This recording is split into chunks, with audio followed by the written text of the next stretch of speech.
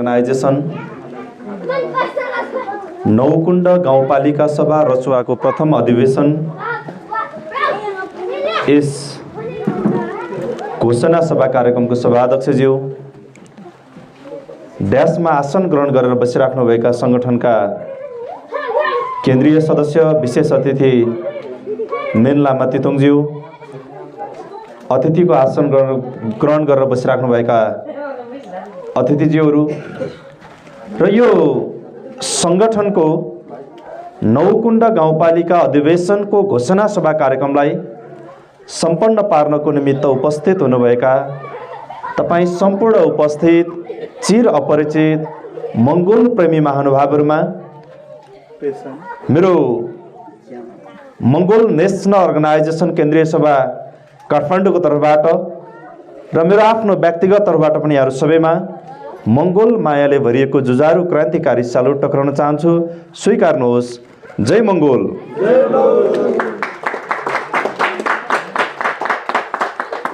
पक्कै पनि यति बेला हामी आज यो संगठनको ऐतिहासिक नौकुण्ड गाउँपालिकाको प्रथम अधिवेशन घोषणा सभा कार्यक्रमलाई सम्पन्न पार्न लागिराखेका छौं र यो कार्यक्रम सम्पन्न पार्ने अभियानमा लाग्दै गर्ने क्रममा आज विशेष गरेर हामी नेपालको बहुसंख्यक मूलवासी मंगोलहरूको हक अधिकार र अस्तित्वको निमित्त हामी आफ्नै देशमा कहीँबाट आएर बसिदिएका मान्छेहरूबाट शासित हुनु परेको वास्तविक यथार्थता बताइदिने विषयमा र अघि नै साथीहरूले बताउनु भए जस्तै यो संसारको इतिहासमा रहेको अहिलेको यो आधुनिक विश्वले चिन्ने गरेको तीनवटा महान दर्शन भित्रको एउटा फासिस्टवादी दर्शन, एउटा कम्युनिस्टवादी दर्शन र अर्को रहेको एउटा उदारवादी दर्शन मध्ये अबको यो युग सुहाउँदो दर्शन कुन दर्शन मात्रै हुन सक्छ अथवा अबको यो विश्वमा रहेका सबै मानवहरूको हक अधिकार अस्तित्व यो सबै कुरा रक्षा गर्ने सवालमा कुन दर्शनले काम गर्न सक्छ भन्ने विषयमा गहिरो अध्ययन अनुसन्धानको सिलसिलामा यो संगठनको फाउन्डर प्रेसिडेन्ट महामानव डाक्टर गोपाल गुरुङज्यूले नेपाली माटोलाई सुहाउँदो यो देशको जनसङ्ख्याको आधारमा, यो देशको भूगोलको आधारमा र यो देश नेपाल भित्र झन्डै झन्डै 450 वर्षको औपचारिक इतिहासमा यो देश नेपाललाई कुनै देशबाट कुनै मुलुकबाट आफ्नो एउटा प्राण जोगाउनको निमित्त यो मुलुकमा भित्रेर बसेका अल्पसंख्यक व्यक्तिहरूले यो देश नेपाललाई राजकाज गर्दै गर्ने क्रममा, यो देश नेपाललाई शासन गर्ने क्रममा देशमा रहेका 80% बहुसंख्यक मंगोल समुदायको मान्छेहरूमाथि भएको त्यो दमन, त्यो शोषण, त्यो अन्याय, त्यो अत्याचारबाट हामी सबैलाई मुक्त तुल्याउनु पर्छ भन्ने एउटा अभियानको सुरुवात गर्ने क्रममा यो संगठनको फाउन्डर प्रेसिडेन्ट महामानव डाक्टर गोपाल गुरुङज्यूलाई तत्कालीन पञ्चायत व्यवस्थामा रहेको राजा वीरेन्द्र र उसको पञ्चायत प्रशासनको बलले डाक्टर गोपाल गुरुङज्यूलाई राजगद्दी ताक्यो, साम्प्रदायिकता फैलायो। यो गोपाल गुरुङलाई अथवा यो गुरुङको छोरालाई अथवा यो भोटेको छोरालाई यो देशमा राजा चाहियो अरे भन्ने एउटा राजगद्दी ताकेको आरोपमा र अर्को एउटा साम्प्रदायिकता फैलायो भन्ने दुईवटा आरोप लगाएर यो संगठनको फाउन्डर प्रेसिडेन्ट महामानव डाक्टर गोपाल गुरुङज्यूलाई सन् 1988 अगस्त 30 तारिकको दिनमा डाक्टर गोपाल गुरुङज्यूलाई भद्रगोल जेलमा 3 वर्षको निमित्त कैद गरिएको अवस्था थियो। तर आज यो संगठनको नौकुण्ड गाउँपालिकाको प्रथम अधिवेशनको यो घोषणा कार्यक्रम गर्दै गर्ने क्रममा आजकै दिन यो संगठनको फाउन्डर प्रेसिडेन्ट महामानव डाक्टर गोपाल गुरुङज्यू 3 वर्षको निमित्त जेल तोकिएको भए तापनि गोपाल गुरुङले जस्तै लडेको लडाईँ दक्षिण अफ्रिकाको नेल्सन मण्डेलाले पनि 27 वर्ष जेलभित्र बसेर त्यहाँको समग्र बहुसंख्यक जनताहरूको अधिकारको निमित्त लडिसके पछाडि उसको दर्शन, उसको सिद्धान्त, उसको लडाई, उसको उद्देश्य संसारले बुझिसके पछाडि नेल्सन मण्डेलालाई जेलबाट मुक्त गराउनको निमित्त दक्षिण अफ्रिकाको त्यति बेलाको तत्कालीन गोरा शासकहरू झुक्नु परे जस्तै नेपालको इतिहासमा पनि, नेपाल भन्ने देशमा पनि दक्षिण अफ्रिकामा नेल्सन मण्डेलाले लडेको लडाई जस्तै लडाई लड्ने व्यक्ति डाक्टर गोपाल गुरुङज्यूलाई पनि अब जेलबाट निकालिनु पर्छ। जेलको अँध्यारो कोठाबाट बाहिर निकालेर एउटा खुल्ला आकाश मुनि आएर एउटा स्वतन्त्र व्यक्तिको रूपमा राजनीति गर्ने अधिकार उसले पनि पाउनुपर्छ भनेर चौतर्फी दबाव सुरु भए पछाडि यो संगठनको फाउन्डर प्रेसिडेन्ट महामानव डाक्टर गोपाल गुरुङज्यूलाई सन् 1990 अप्रिल 13 तारिकको दिनमा भद्रगोल जेलबाट चाहिँ निकाल्नु परेको थियो। आज त्यसै दिन हामी अप्रिल 13 तारिककै दिनमा आज हामी यो संगठनको नौकुण्ड गाउँपालिकाको प्रथम अधिवेशन घोषणा सभा कार्यक्रम गरिराखेका छौँ। यसकारणले गर्दाखेरि पनि आजको दिन विशेष छ भन्ने कुरामा अघि साथीहरूले पनि बताउँदै हुनुहुन्थ्यो। पक्कै पनि आजको दिन विशेष छ। त्यो कुन मानेमा विशेष छ भन्दाखेरि यो संसार सञ्चालन गर्ने सवालमा आज हाम्रो देश नेपालमा राजनीतिक कर्मीहरूको अनुहार फेरिएको भए तापनि यो देश नेपालमा व्यवस्था परिवर्तनको निमित्त विभिन्न किसिमका आन्दोलनहरू, क्रान्तिहरू, प्रतिक्रान्तिहरू भएको भए तापनि आजसम्म यो देश नेपाललाई सञ्चालन गर्ने व्यक्तिहरूको मस्तिष्कभित्र उनीहरूले शिरोधार्य गर्ने, उनीहरूले गुरु मन्त्रको रूपमा मान्ने दर्शन चाहिँ यो संसारको सबै नागरिकहरूको हक अधिकारको विपरीत भएको कारणले गर्दाखेरि आजसम्म तपाईँ हाम्रो देश यो नेपालभित्रको बहुसंख्यक जनताहरूले आफ्नै देशमा छु कि अर्काको देशमा छु कि भन्ने पनि अनुभूति राम्रोसँग गर्न नपाइराखेको अवस्था छ। किन यस्तो अवस्था भयो त भन्दा यो देश नेपालमा अझैसम्म फासिस्टवादी सिद्धान्त बोक्ने, यो देश नेपाललाई अगाडि बढाउने सवालमा राजनीतिको नाममा फरक राजनीतिक दल खोलेको भए तापनि, उद्देश्यको नाममा फरक गन्तव्य देखाएको भए तापनि अन्ततोगत्तो यो देश नेपालको सत्ता र शक्तिमा पुगिसके पछाडि फेरि पनि यो देश नेपालको बहुसंख्यक जनताहरूलाई कुन बाटोमा कसरी डोर्याउने भनेर सोच्ने व्यक्तिहरू अथवा आजसम्म सत्तामा पुग्ने व्यक्तिहरूले पढ्ने गुरुमन्त्र र उनीहरूले प्रयोग गर्ने स्रोत चाहिँ एउटै फासिस्टवादी सिद्धान्त अथवा फासिस्टवादी दर्शन भएको कारणले गर्दाखेरि तपाईँ हामीले आजसम्म आफ्नै देशमा सुख पाउन सकेनौँ, सयल पाउन सकेनौँ। आफ्नो पीडा के हो, व्यथा के हो, वेदना के हो यो हामीले कहिले पनि बताउन सकेनौँ। यो किन सकेनौँ त भन्दा यो देशको शासक भनेको फासिस्टवादी सिद्धान्त बोक्ने साम्राज्यवादी शासकहरू यो मुलुकमा अझै पनि जीवित नै छन्।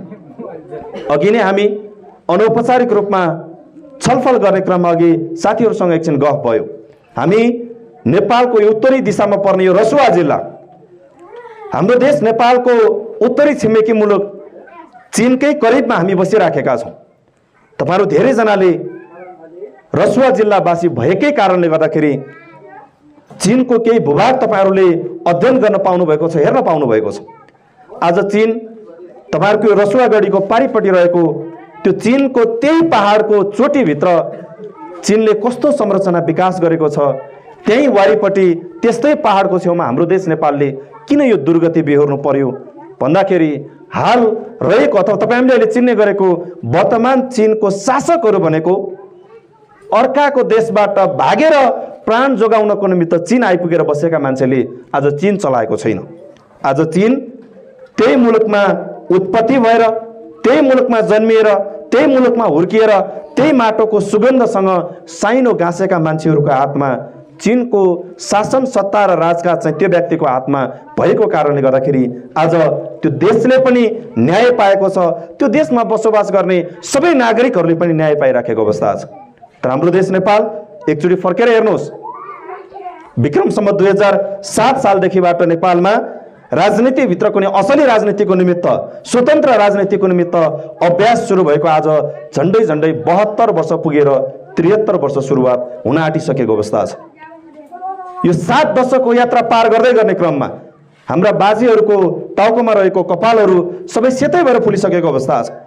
त्यो समयबाट सुरुवात गरेको राजनैतिक परिवर्तन र आफ्नै देश विकास गर्ने, आफ्नै देशमा रोजीरोटी प्राप्त गर्ने अभियानमा तपाईँ हामी लड्दा लड्दा लड्दा लड्दा आजसम्म परिवर्तन हामीले किन हासिल गर्न सकेनौँ भन्ने प्रश्न चाहिँ अब एउटा मूल प्रश्नको रूपमा तपाईँ हाम्रो अगाडि उभिन आइपुगेको छ। यो प्रश्नलाई अब तपाईँ हामीले नजिकबाट निहाल्नु पर्ने अवस्था आएको छ।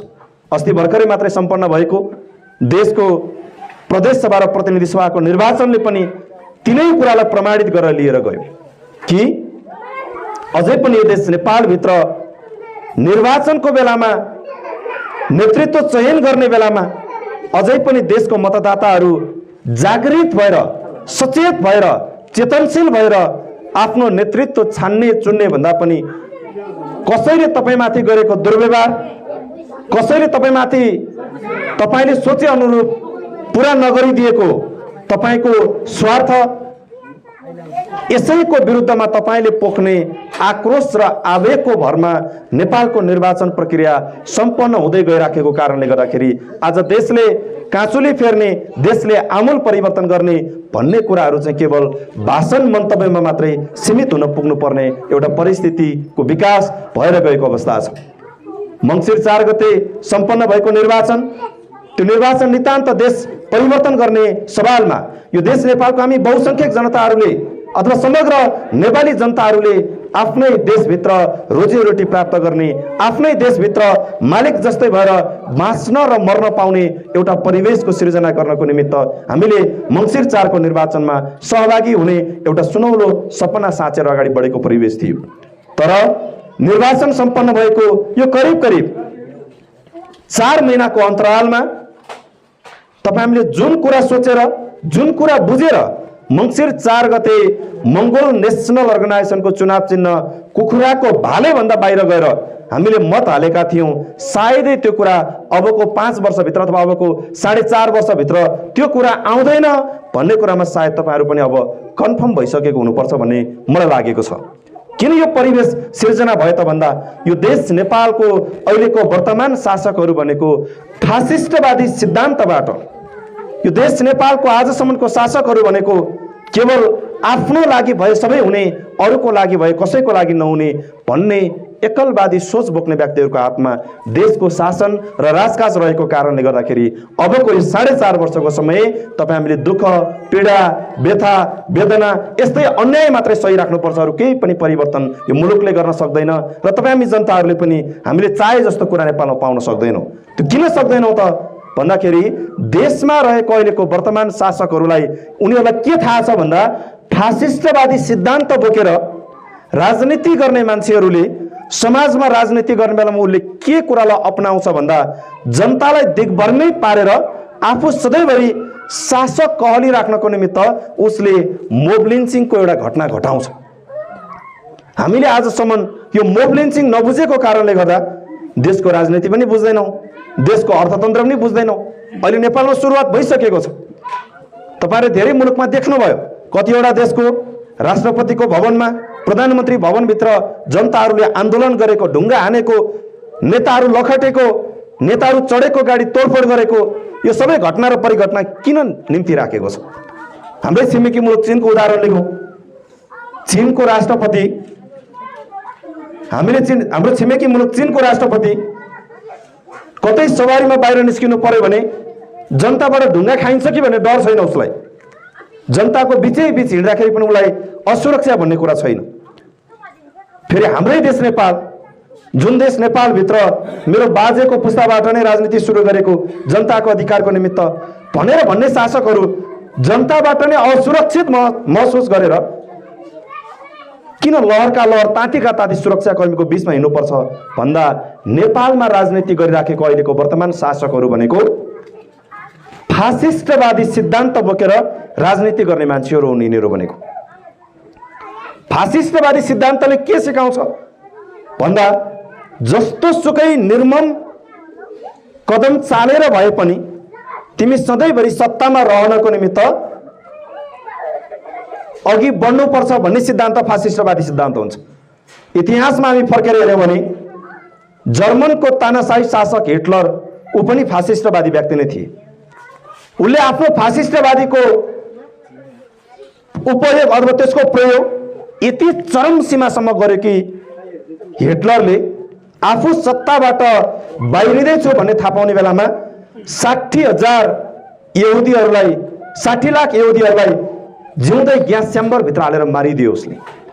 तर उस शासनबाट बाहिर निस्किनको निमित्त कहिले पनि तयार भएन।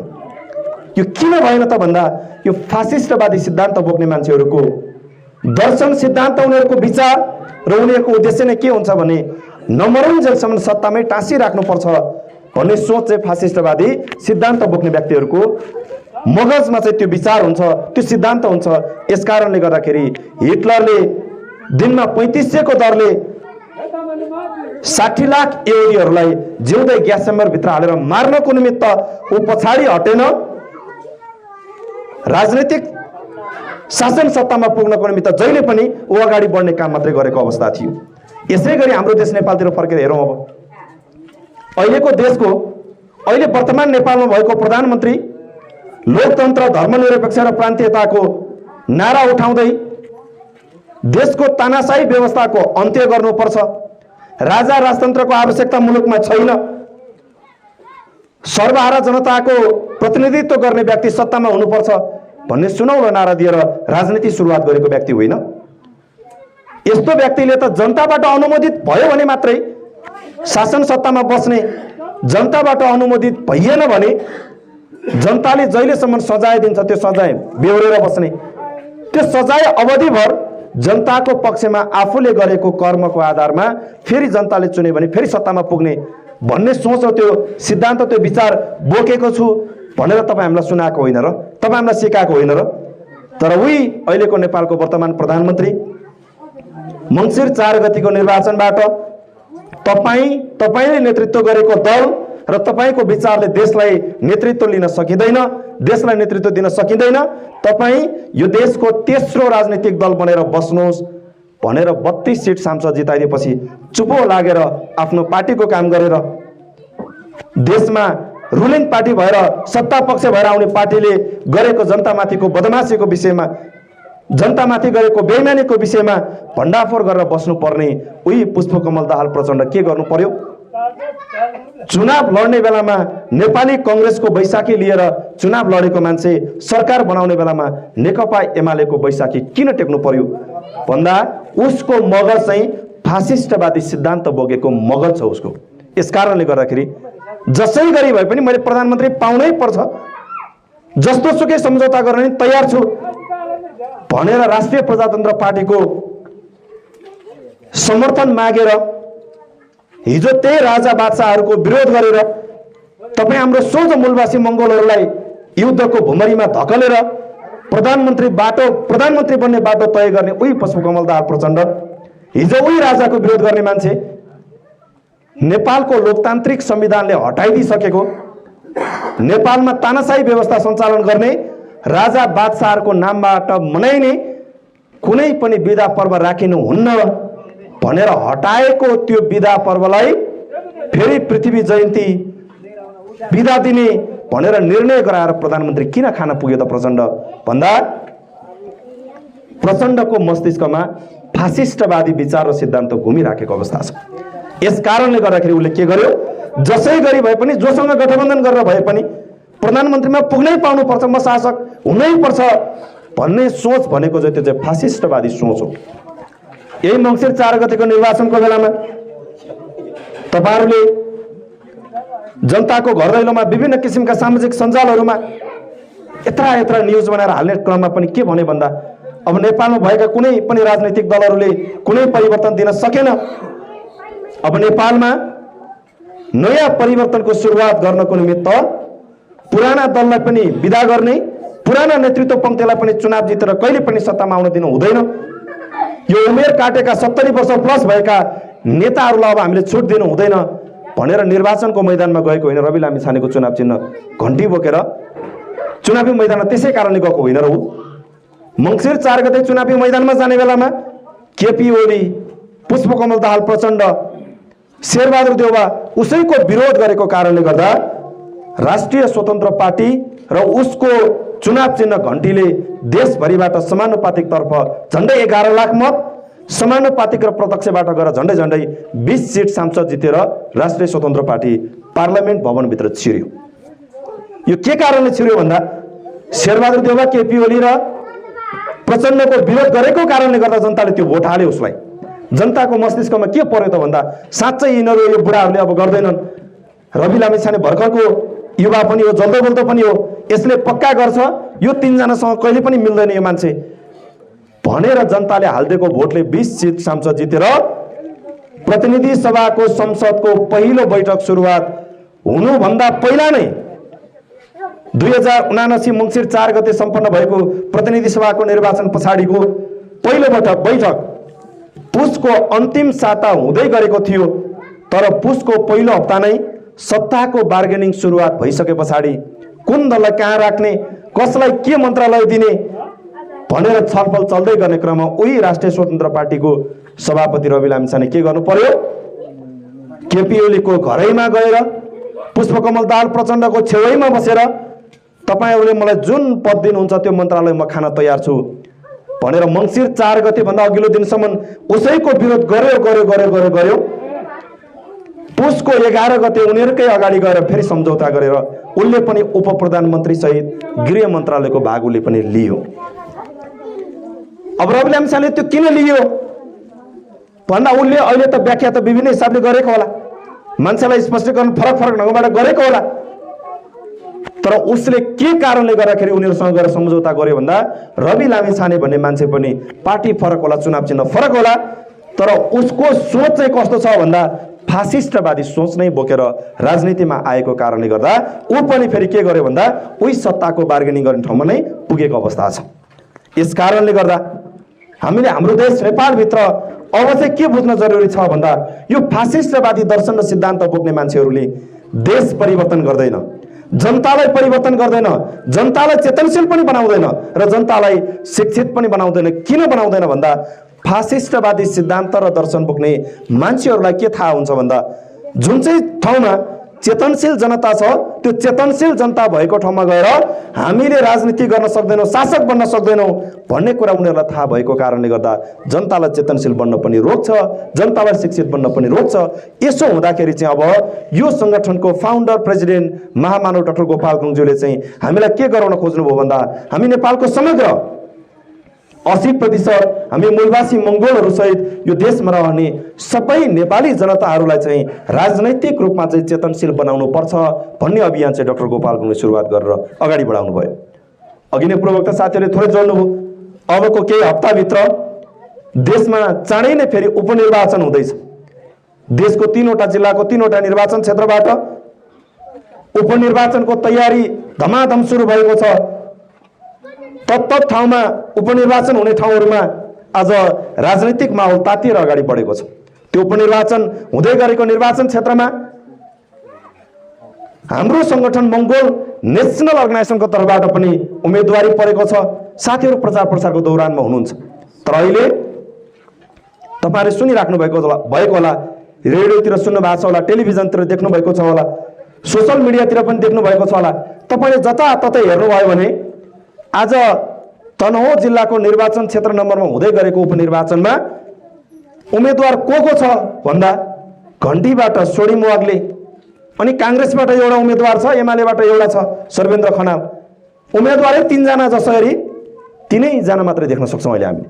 टेलिभिजन खोले पनि 3 जनाको फोटो, रेडियो सुने पनि 3 जनाको नाम, फेसबुक हेरे पनि 3 जनाको फोटो, अरु केही देखिँदैन। तपाई चितवनतिर जानुस्, फेरि चितवन जिल्लाको निर्वाचन क्षेत्र नम्बर 2 तिर जानुस्, निर्वाचन क्षेत्र नम्बर 2 मा जानुभयो भने त्यहाँ अरूको नामै सुनिदैन। एउटा रवि लामिछानेको नाम सुनिन्छ, अर्को जितनारायण श्रेष्ठको नाम सुनिन्छ, अर्को एमालेको एकजना उम्मेदवारको नाम सुनिन्छ, बाँकी अरू कसैको नाम सुनिदैन। कि चितवनको निर्वाचन क्षेत्र नम्बर 2 मा पनि उनीहरू 3 जना मात्रै उम्मेदवार छ जस्तो सुनिन्छ। त्योभन्दा अलि पर जानुस्, फेरि तपाई अलि पर पुग्नु भयो भने बारा जिल्लाको निर्वाचन क्षेत्र नम्बर 2 मा एउटा रमेश खरेलको नाम सुनिन्छ, अर्को उपेन्द्र यादवको नाम सुनिन्छ, अर्को एकजना रामसाहेब प्रसाद समथिङ के एउटा कुशवाहा भन्ने, त्यहाँ पनि उही 3 जनाको मात्रै नाम सुनिन्छ। कि बाराको निर्वाचन क्षेत्र नम्बर 2 बाट उम्मेदवार 3 जना मात्रै छ जस्तो सुनिन्छ। तर सत्य त्यो होइन। वास्तविकता त्यो होइन। तनहुँको निर्वाचन क्षेत्र नम्बर 1 मा सर्वेन्द्र खनाल, सोडिम वाग्ले सँगसँगै चुनाव चिन्ह कुखुराको भाले बोकेर प्रेम बहादुर थापा मगर पनि निर्वाचनको मैदानमा हुनुहुन्छ। चितवन जिल्ला निर्वाचन क्षेत्र नम्बर 2 मा रवि लामिछाने, जितनारायण श्रेष्ठहरू सँगसँगै चुनाव चिन्ह कुखुराको भाले बोकेर टेक बहादुर तामाङ पनि त्यहाँनिर चाहिँ निर्वाचनको मैदानमा हुनुहुन्छ। फेरि बारा जिल्ला निर्वाचन क्षेत्र नम्बर 2 मा रमेश खरेल, उपेन्द्र यादव, त्यो कुशवाहरू सँगसँगै प्रमोद राम चमार पनि चुनाव चिन्ह कुखुराको भाले बोकेर निर्वाचनको मैदानमा हुनुहुन्छ।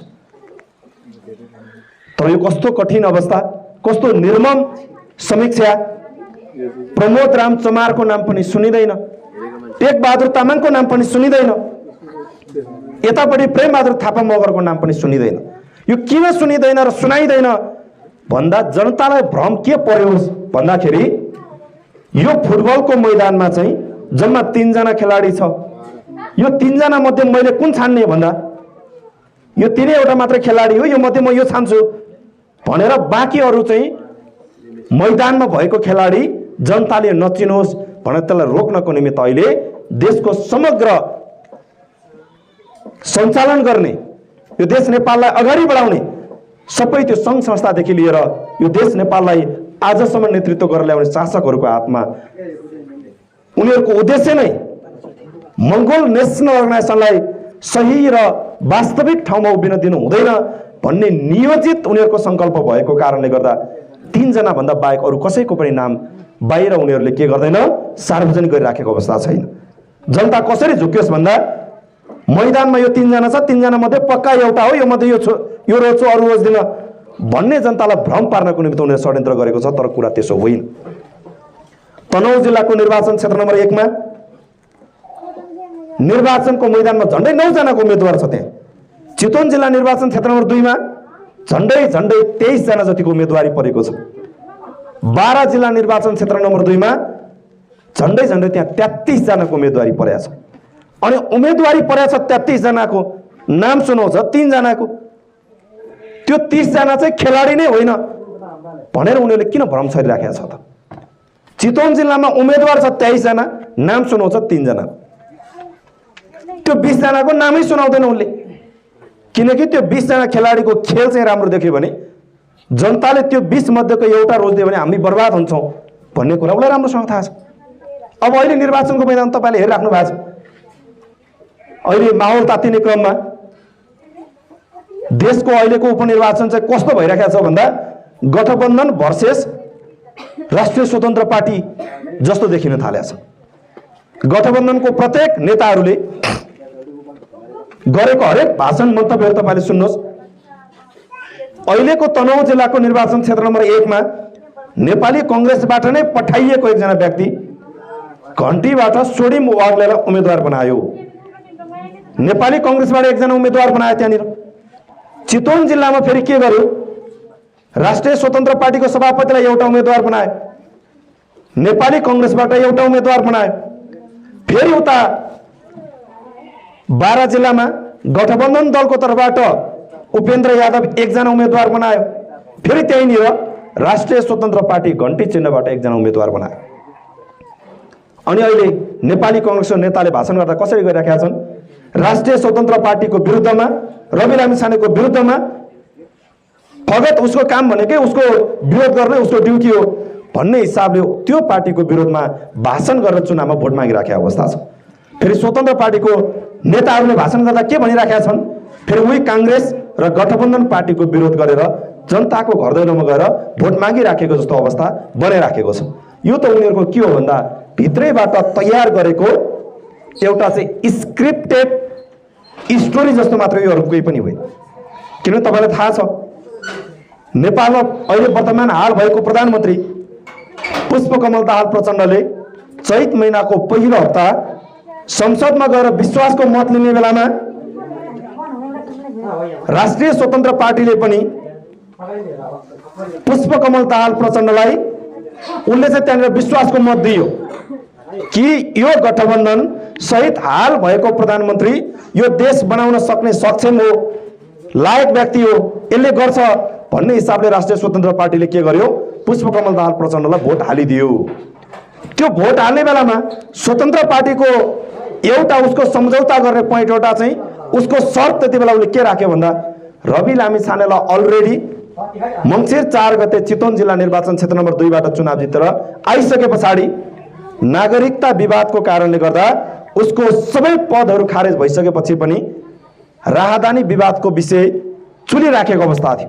त्यही बेलामा नेपाली कांग्रेस, माओवादी केन्द्र, समाजवादी पार्टी यो सबै पार्टीको गठबन्धनले रवि लामिछानेलाई के कन्फर्म गरायो भने महान्यायाधिवक्ताको कार्यालयबाट रवि लामिछानेको विरुद्धमा राहदानी विवादको कुनै पनि मुद्दा लाग्दैन भनेर हस्ताक्षर गराएर त्यो शर्त पालना गरेर माओवादीको अध्यक्ष पुष्पकमल दाहाल प्रचण्डले विश्वासको मत लिएर ऊ फेरि प्रधानमन्त्रीमा चाहिँ दोहोरिन पुग्यो।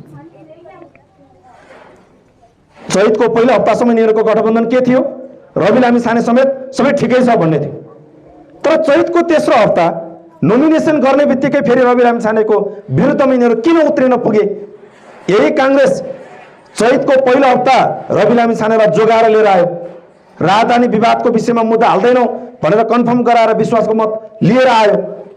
फेरि त्यसको 3 हप्ता पुग्दा नपुग्दै रवि लामिछानेकै विरुद्धबाट रवि लामिछानेलाई विरोधी बनाएर फेरि यिनीहरू किन निर्वाचनको मैदानमा गए जस्तो गरे त भन्दाखेरि जनताको मस्तिष्कमा के एउटा चाहिँ भ्रम सिर्जना होस् भने, समग्र जनताले के बुझोस् भने नेपालको यसपालि हुँदै गरेको उपनिर्वाचनको मैदानमा वास्तविक लडाईँ को हुँदैछ भन्दा गठबन्धन भर्सेस राष्ट्रिय स्वतन्त्र पार्टी हुँदैछ भन्ने एउटा भ्रम हाल्नको निमित्त उनीहरूले त्यो षड्यन्त्र गरेर लिएर गए। हिजो रवि लामिछाने जोगाउने मान्छे आज रवि लामिछानेको विरुद्धमा होला भनेर तपाईँ परिकल्पना गर्न सक्छौँ। आज देशभरि अहिले भर्खरै देशभरि चलिराखेको कुरा रवि लामिछानेको पार्टीले भ्रष्टाचार गर्यो, पैसाको चाहिँ हिनामिना गर्यो, यो विभिन्न कुरा जति सामाजिक सञ्जालहरूमा आइराखेको छ यो सबै कुरा भनेको राजनीतिभित्र फासिस्टवादी सिद्धान्त बोक्ने मान्छेले सही र सजिलो ढङ्गबाट सहज बाटोबाट जित हासिल गर्न नसक्ने देखे पछाडि कुनै पनि हत्कण्डा अपनाएर भए पनि आफ्नो हातमा जित ल्याउनको निमित्त मोब लिन्चिङ गर्नुपर्छ भन्ने सिद्धान्त सिकेको कारणले गर्दाखेरि आज तपाईँ हामीलाई अल्मल्याउनको निमित्त समाजमा एउटा मोब लिन्चिङ गर्ने काम चाहिँ भइराखेको अवस्था छ। यो कुरा यिनीहरूले इतिहासमा जर्मनको तानाशाही शासक हिटलर र अहिलेको हालको परिवेशलाई हामीले निहाल्ने हो भने वर्तमान भारतमा रहेका हिन्दूवादी शासकहरूबाट चाहिँ यिनीहरूले त्यो कुरालाई सिकेर नेपालमा चाहिँ तपाईँ हामीलाई अझै पनि यो देशको मूलवासी मङ्गोलहरूमाथि अझै राज गर्ने, मङ्गोलले साना अगाडि कहिले बढ्न नदिने भन्ने सोच बोकेका केही सीमित बाहुन क्षेत्रीहरूको एउटा भित्री योजना मुताबिक देशको राजनीति अगाडि बढेको कारणले गर्दाखेरि तपाईँ हामीले अबको यो उपनिर्वाचन चाहिँ स्पष्टसँग वास्तविक कुरा बुझेर जुन जुन ठाउँमा उपनिर्वाचन हुँदैछ त्यो उपनिर्वाचन हुँदै गरेको ठाउँहरूमा पनि अब हामीले वास्तविक कुरा सुनाएर वास्तविक कुरा बुझाएर जान सकिसकेपछि मात्रै बल्ल यो नेपालको वास्तविक राजनीतिको सुरुवात हुन्छ। यो संगठनको फाउन्डर प्रेसिडेन्ट महामानव डाक्टर गोपाल गुरुङज्यूले परिकल्पना गर्नुभएको वास्तविक नयाँ नेपालको चित्र चाहिँ बल्ल देखिन थाल्छ। त्यो नभएसम्म हाम्रो अगाडि कुनै पनि अधिकार आउँदैन। हेर्नुहोस्, यस कारणले गर्दाखेरि पनि मैले सधैँभरि भन्ने गरेको छु, यो संगठनको फाउन्डर प्रेसिडेन्ट महामानव डाक्टर गोपाल गुरुङज्यूले हामी यो देशका बहुसंख्यक मङ्गोल समुदायहरूलाई राजनीतिक चेतनाको स्तर विकास गरिदिनको निमित्त हामी अध्ययनको हिसाबले कसैले ब्याचलर गर्यो होला, कसैले मास्टर डिग्री पास गर्यो होला, कसैले डक्टरेट पिएचडी नै पास किन नगरेको होस्, उसको हृदयभित्र उसको मस्तिष्कभित्र राजनैतिक चेतनाको बिउ छैन भने, राजनैतिक चेत पलाएको छैन भने समाजमा के भइराखेको छ, हामीले किन दुःख पाइराखेका छौँ। अहिलेको नेपालको जल्दो बल्दो परिवेश हामीले हेऱ्यौँ भने अहिले नेपालमा हामीले एउटा मोटरसाइकल चढ्नु पर्यो र मोटरसाइकलमा हाल्ने तेल किन्नु पर्यो भने झन्डै झन्डै 200 रुपियाँ प्रति लिटर पेट्रोल हामीले किनेर बाइक चढेर हिँड्नु परेको छ। आजभन्दा करिब 1.5 महिना 2 महिना अगाडि देशमा सबै कुराको सामानको मूल्य बढेर आकाशिएर गइसकेको अवस्था थियो। हामीले पानी पनि किनेर खान नसक्ने एउटा परिवेश सिर्जना भएर गइसकेको अवस्था थियो। हामीलाई त त्यो विषयमा थाहा नै छैन। त्यसको भित्री कुराहरू यो किन यस्तो भइराखेको छ, कसको कारणले भइराखेको छ, यो महँगी किन आइराखेको छ, देशमा आर्थिक सङ्कटतिर यो मुलुक किन धकेलिराखेको छ।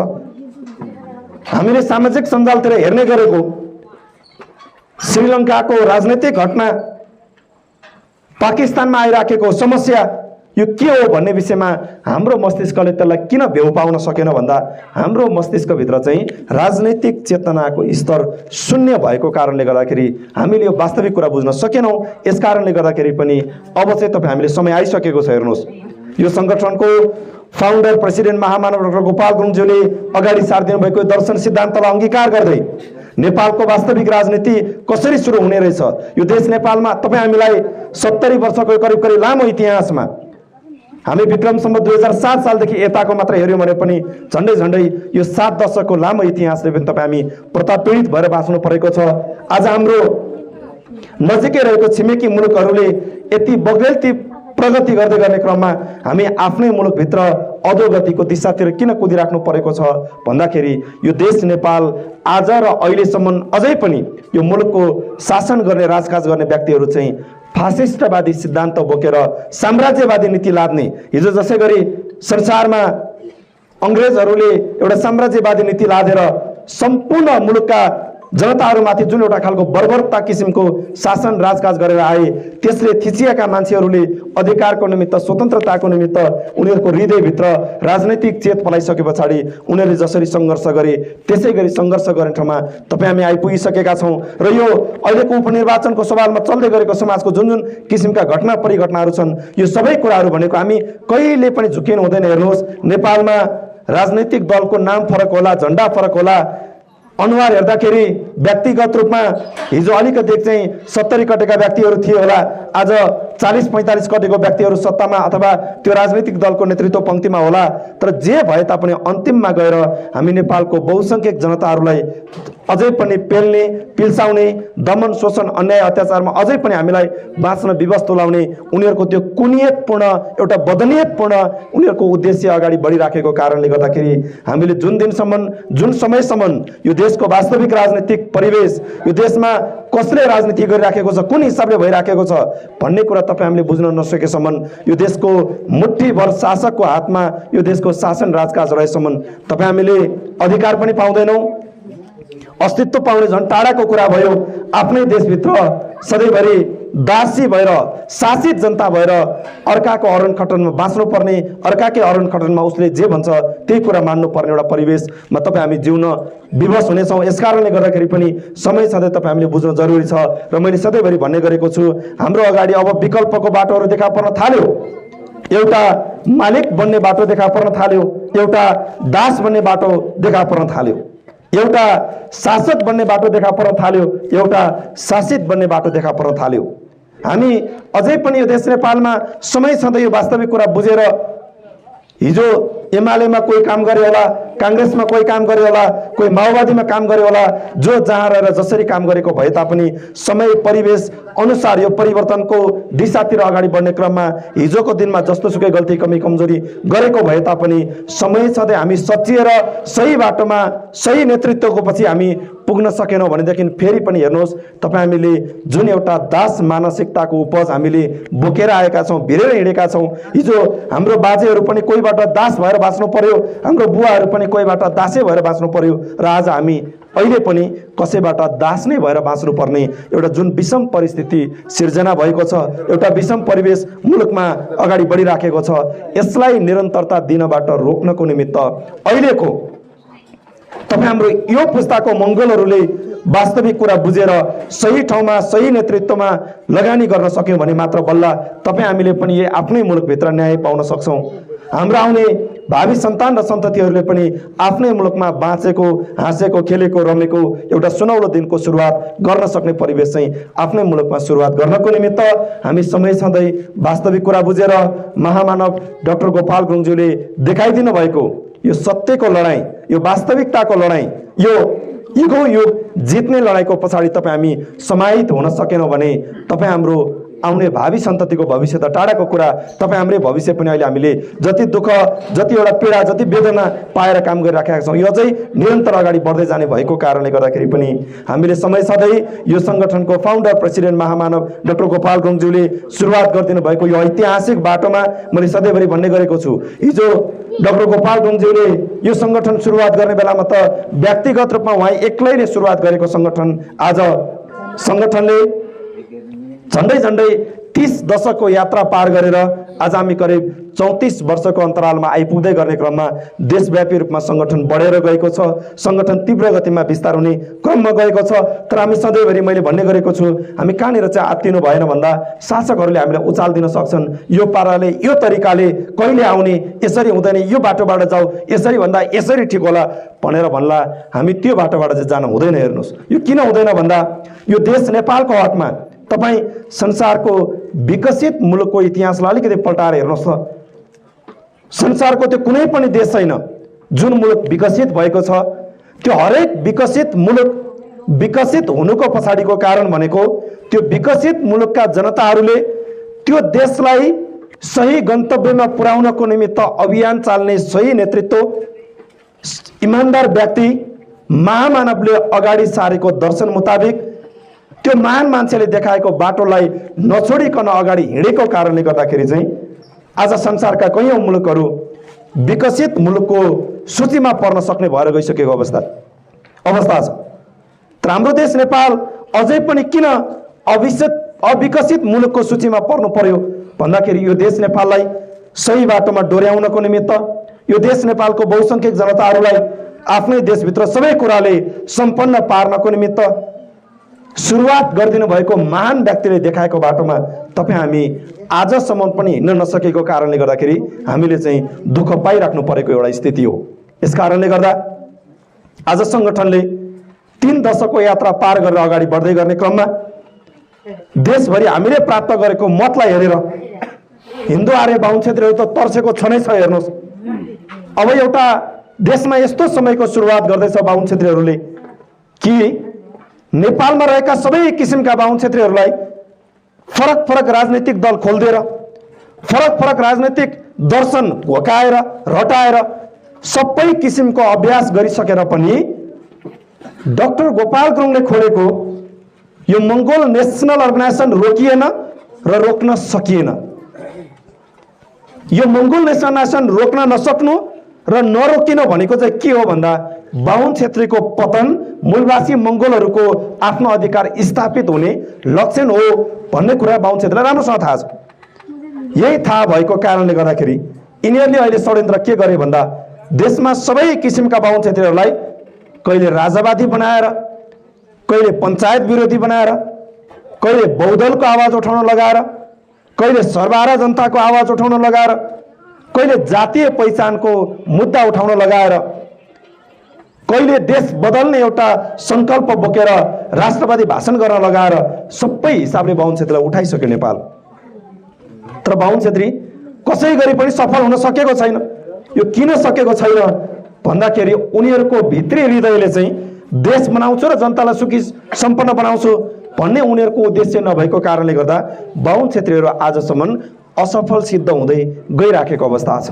अब अन्तिममा गएर मलाई लाग्छ अहिले जहाँसम्म कि नेपालको अहिलेको बाहुन क्षेत्रीहरूको यो अबको अस्त्र भनेको चाहिँ सायद अन्तिम अस्त्र हुन सक्छ नेपालको मूलवासी मंगोल समुदायहरूको निमित्त। अन्तिम अस्त्रको रूपमा उनीहरूले के प्रयोग गर्न थाल्यो भन्दा सायद तपाईले सुन्नुभयो होला अस्ति नेपाली कांग्रेस भित्र झन्डै झन्डै 10 वर्ष काम गरेको, समग्र एसियामा नै अर्थतन्त्रको विषयमा धेरै ज्ञान हासिल गरेको भनेको सोडिम वागले के गर्यो, नेपाली कांग्रेस पार्टी छोडेर राष्ट्रिय स्वतन्त्र पार्टीको चुनाव चिन्ह घण्टी बाटोमा पुग्यो। उसले पत्रकार सम्मेलन गरेर बोल्ने बेलामा सोडिम वागले त्यहाँ प्रयोग गरेको 2-3 वटा वाक्यहरू चाहिँ बडो गम्भीर वाक्यहरू चाहिँ उसले प्रयोग गरेका छ। त्यहाँ त्यो मध्ये उसले एउटा कुरा के भन्यो भन्दाखेरि तनहुँ जिल्लाको निर्वाचन क्षेत्र नम्बर 1 मा चुनाव उठ्न जाँदै गर्ने क्रममा उसले पहिलो वाक्य चाहिँ के बोल्यो भन्दा म जुन ठाउँमा चुनाव उठ्नको निमित्त आउँदैछु त्यो निर्वाचन क्षेत्रमा नेपाली कांग्रेसको सम्मानित नेता रामचन्द्र पौड्यालले जिन्दगीभर योगदान गरेर चुनाव जितेर देशको नै सर्वोच्च सम्मानित पद राष्ट्रपतिमा पुग्नु भयो। यो एकदमै ग्रेसफुल चाहिँ उहाँको ल्यान्डिङ भयो, त्यो राम्रो भयो। उहाँले कुरेर राष्ट्रपति बन्नु त्यो राम्रो कुरा भयो। तर हाम्रो समय त्यस्तो छैन। त्यो किन छैन भन्दा त्यो वाग्लेले के भने त्यहाँनिर भन्दा रामचन्द्र पौड्यालले जस्तो नेतृत्वले भनेको कुरा मानिराख्ने, धैर्यता कायम गरिराख्ने, जिन्दगीको एक न एक उमेरमा मैले पक्का पाइहाल्छु, अहिले किन आत्तिनु भनेर धैर्यता बाँधेर बस्ने समय हाम्रो निमित्त छैन भनेर स्वर्णिम वाग्लेले बोले। त्यो उसले किन बोल्यो भन्दा उसलाई राम्रोसँग के कुरा थाहा छ भने अर्थतन्त्रको विश्लेषण गर्न सक्ने मान्छेले, राजनीतिभित्र लागेर अर्थतन्त्रको विश्लेषण गर्ने मान्छेले सायद राजनीतिको पनि वास्तविक विश्लेषण गर्न सक्ने भएको हुनुपर्छ स्वर्णिम वाग्ले। होइन भने स्वर्णिम वाग्ले नेपाली कांग्रेस भन्ने दलमा जानुभन्दा पहिला नै 10 वर्ष पहिला नै एउटा छुट्टै राजनीतिक दल खोलेर राजनीति गर्न सक्ने हिम्मत उसले राख्थ्यो। त्यति बेला उसलाई राजनीतिक दलको आवश्यकता परेन, उसलाई सांसद पनि चाहिएन, मन्त्री पनि चाहिएन, टिकट पनि चाहिएन उसलाई। अस्तिको मङ्सिर 4 गतेको चुनावमा समेत उसलाई चाहिएन। तर मङ्सिर 4 गतेको निर्वाचनको मत परिणाम सार्वजनिक हुने बित्तिकै स्वर्णिम वाग्लेलाई यदि दिनस् भने म अर्को ठाउँमा गएर उठ्छु भनेर भन्नुपर्ने बाध्यता किन आइलाग्यो भन्दा स्वर्णिम वाग्लेले यसपालिको निर्वाचनको नतिजाको लिस्टमा अहिले संसदमा 12 वटा राजनीतिक दलले प्रतिनिधित्व गरेको छ। हेर्नुहोस्, यो 12 वटा मध्ये झन्डै 11 वटा राजनीतिक दलले त सत्ताको स्वाद पनि चाखिसक्यो। नभए पनि अहिलेको बहालवाला प्रधानमन्त्रीलाई विश्वासको मत दिएर म गठबन्धन दल हुँ भनेर प्रमाणित गरिसक्यो 11 वटा दलले। नगरेको एउटै मात्रै छ, नेपाल मजदुर किसान पार्टीले मात्रै कतैपट्टि नि खुलेको छैन।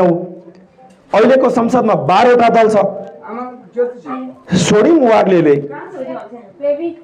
यसपालिको निर्वाचनको मत परिणामको त्यो डाटा पल्टाएर हेर्दाखेरि उसले त्यहाँनिर के भेटियो भन्दाखेरि संसद प्रतिनिधित्व गर्ने 12 वटा दल संसदमै छ। त्यो 12 वटा भन्दा पछाडिको अबको सम्भावित दलको लिस्टमा कुन देखियो भन्दा चुनाव चिन्ह कुखुराको भाले, मंगोल नेसन नाम, प्रतिनिधि सभामा 49,000 भोट, प्रदेश सभामा 64,032 भोट देख्यो स्वर्णिम वाग्लेले। यो देखेपछि उसको विश्लेषणले के भन्यो भन्दा अब म फेरि 5 वर्ष कुरे भने मन्त्री बन्ने कुरा त टाढेको कुरा, सांसद पनि बन्न सक्दिनँ अब म, किनकि मंगोल आइसकेछ भन्ने कुरा बुझेको कारणले उसले के गर्यो, कांग्रेस छोडेर घन्टीमा पुग्यो। त्यो अरु कुनै केही कारण होइन। हेर्नुहोस्, त्यो त नेपाली कांग्रेसको नेताहरूले बोलिराखेका छ नि त। मलाई कांग्रेस भित्र ठाउँ दिएन भनेर स्वर्णिमजी भागेको छ। किन दिएनौ हामीले, यत्रो चाहिँ अधिकार दिएको होइन भनेर बोलिराखेका छ। नदिएको त होइन, देखे रहेछ। उसले किन छोड्यो भन्दा फेरि उसको पत्रकार सम्मेलनमा उसले पनि त्यही भाषा प्रयोग गरेर बोल्यो कि पत्रकार सम्मेलनमा स्वर्णिम वाग्लेले के भन्यो भन्दा हामी रामचन्द्र पौड्यालको समयमा छैनौं कि धैर्यता गरेर एक न एक दिन पाउँछौं भन्ने ठाउँमा हामी छैनौं। अब जसरी भए लिनुपर्छ भन्न खोजेको त अबको 5 वर्षपछि भरोसा छैन। मंगोल नेसन अगाडि बढिसकेछ, यसलाई रोक्न सकिँदैन भन्ने कुरा बुझेको कारणले गर्दा स्वर्णिम वाग्ले कांग्रेस छोडेर घन्टी पार्टीमा पुग्नु पर्यो। त्यहीँनिर उसले अर्को दोस्रो वाक्य बोल्यो। फेरि त्यहाँ दोस्रो वाक्य उसले के बोल्यो भन्दा हेर्नुहोस्, म यत्रो वर्ष चाहिँ कता काम गरेँ, संसार अध्ययन गरेर आएँ। अब नेपालमा मलाई राजनीति गर्नको निमित्त, चुनाव उठ्नकै निमित्त मलाई किन त्यो चेत पलायो भन्दा देशमा यदि हामी राजनीतिमा नआउने हो भने विभिन्न किसिमका व्यक्ति समूह र गिरोहहरू फरक किसिमको राजनीतिक गतिविधि सञ्चालन गरिराखेका छन्। यस कारणले गर्दा हामी राजनीतिमा आउनै पर्छ भनेर बोल्यो उनले। त्यो विभिन्न समूह, फरक किसिमको राजनीति, अनेक वितण्डा मच्चाको भनेर चाहिँ उसले अरू कसैलाई भनेको होइन। त्यो उसले त्यो चाहिँ कसलाई भनेको भन्दा चुनाव चिन्ह कुखुराको भाले र मंगोल नेसनल अर्गनाइजेसनलाई नै उसले त्यो चाहिँ डेडिकेट गरेर चाहिँ उसले त्यो शब्द बोलिराखेको अवस्था छ। अब डाइरेक्ट नै मंगोलले यो गर्यो त्यसकारणले म यता आएँ भनिदियो भने त एमएनओ कता हाइलाइट हुने कुरा पर्यो। धन्न उनीहरूले के चाहिँ गरिराखेका छन् भन्दा बोल्दाखेरि एमएनओ मङ्गोल मूलवासी र गोपालगुङ भन्ने शब्दलाई चाहिँ बडो जोगाएर बोल्न सक्ने भएको छ। त्यही पनि एक दुईजनाले त फुत्काइसकेका छ, म यो देशको मूलवासी भनेर फुत्काउन थालेको छ नि त। यो किन थाल्यो त भन्दा यो हामीले प्रेसरले गरेको कामको परिणाम हो त्यो चाहिँ खासमा। यस कारणले गर्दाखेरि हामी आत्तिने ठाउँमा नितान्त छैनौँ। निरन्तर यो अभियानमा लाग्न जरुरी छ। परिवर्तन सम्भव छ, हामी सफल पनि भइराखेका छौँ। आत्तिने ठाउँ पटक्कै छैनौँ। अब अन्तिम अस्त्र बाहुन क्षेत्रले के गर्छ भन्दाखेरि हेर्नुहोस्, अब अन्तिम अस्त्रको रूपमा एमाले माओवादी काङ्ग्रेसलाई यिनीहरूले हेर्दैन। अब एकचोटि अन्तिम अस्त्रको रूपमा यही घन्टी चुनाव चिन्ह भएको पार्टीभित्र देशमा विद्वान कहलाइएका, त्यो विद्वान त आफैमा त होइनन् यिनीहरू, विद्वान कहलाइएका सबै क्षेत्र चारिसकेका सबै बाहुन क्षेत्रीहरूलाई एकचोटि राष्ट्रिय स्वतन्त्र पार्टीमा उनीहरूले जोड्छन्। यो के को लागि जोड्छन् भन्दा तपाईँ हामीलाई भ्रम पार्नको निमित्त जोड्छन्। हिजो काङ्ग्रेसको नेतासँग बुद्धि पनि थिएन, विवेक पनि थिएन, गर्न सकेन, माओवादीले नि सकेन, एमाले नि सकेन। यो स्वतन्त्र पार्टीमा हेर्नुहोस् त, सोडी मगले कस्तो मान्छे भन्दा अरे 30 वर्ष चाहिँ जागिर खाएर आएको मान्छे, अरे एसियामा सबैभन्दा अर्थतन्त्रको विषयमा जानकार मान्छे यस्तो अरे। अनि अर्थतन्त्रमा जान्ने मान्छे बसेको देशमा चाहिँ यही मान्छे होइन। नेपाली कङ्ग्रेसमा विगत 10 वर्षदेखि काम गर्दै थियो सोडी मगले, संसारकै अर्थतन्त्र जानेको, अहिलेको समग्र एसियामा अर्थतन्त्रको विषयमा सबैभन्दा जानकार मान्छे भनेर सोडी मगलेको नाम लिन्छ। अनि यही सोडी मगलेको पार्टी नेपाली कङ्ग्रेसले पनि 2074 सालको चुनावपछि देशको नेतृत्व शेरबहादुर देउवाले झन्डै 16 महिना देशको नेतृत्व सम्हाले। शेरबहादुर देउवाले 16 महिना देशको नेतृत्व सम्हाल्ने बेलामा 23,500 ऋण भएको नेपालीको टाउकोमा कति पुर्याइदियो? 70,000 पुर्याइदियो। अनि यस्तो अर्थशास्त्रीले चलाउन खोजेर देश बन्छ। उनीहरूले हाइलाइट गरेको मान्छे त हो यो फगत, अरू त केही पनि होइन। तैपनि सोडी मगले भनेको समग्र एसियाकै अर्थतन्त्रको जानकार भनेर स्वतन्त्र पार्टीमा जोड्यो। रवि लामिछाने कस्तो भन्दा विदेशमा बसेका मान्छेलाई चाहिँ के गर्ने, उद्धार गर्न सक्ने मान्छे उनीहरूले गरेको त हुन्छ, अरूले त होइन। फसाएको पनि त यही बाहुन क्षेत्रले त हुने होइन र, उद्धार उसले गर्यो होइन, फसाउनु त उसले फसायो त हो नि। हाम्रो मान्छेलाई अर्काको देशमा जानुपर्ने स्थिति कसले सिर्जना? यिनीहरूले होइन। अनि ऊ चाहिँ मान्छे उद्धार गर्न सक्ने मान्छे भनेको छ। रमेश खरेल कस्तो मान्छे भन्दा 30 वर्ष जागिर खाएको मान्छे,